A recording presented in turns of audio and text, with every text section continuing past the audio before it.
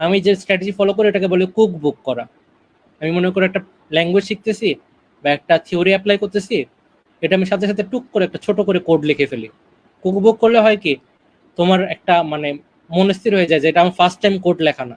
আমি যখন real life বা প্রোডাকশন লেভেলের কোড লিখবো, তখন আমার অলরেডি এক্সপিরিয়েন্স আছে, কুক বুকে আমি সুন্দর করে এটা লিখছি, তো আমি এখানে আরো সুন্দর করে এটা লিখতে পারি।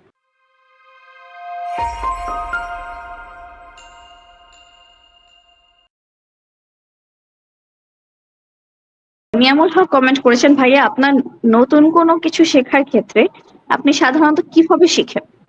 ওকে, নতুন কিছু শেখা আসলে আমার হয় কি, এখন যে নলেজ লাগে সেটা একটু বেশি হাই লেভেলের, যেগুলো রিসোর্স পাওয়া যায় খুব কম।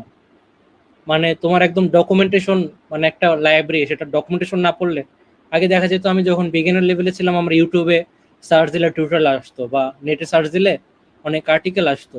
বাট এখনকার লেভেলে আসলে ওটা খুব পাওয়া টাফ।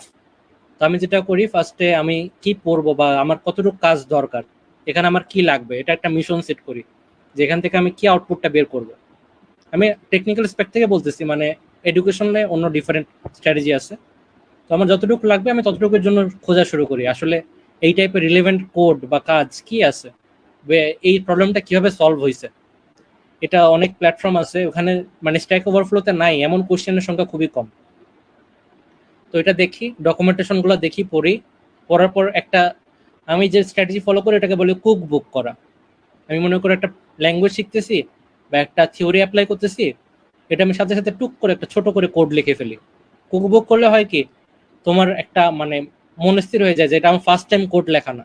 আমি যখন রিয়েল লাইফ বা প্রোডাকশন লেভেলের কোড লিখবো, তখন আমার অলরেডি এক্সপিরিয়েন্স আছে, কুক বুকে আমি সুন্দর করে এটা লিখছি, তো আমি এখানে আরো সুন্দর করে এটা লিখতে পারি। তো এইভাবে আমি আসলে প্রোগ্রামিং সাইডে বা টেকনোলজিক্যাল সাইডে যদি কিছু শেখা লাগে, এভাবে আমি শিখি।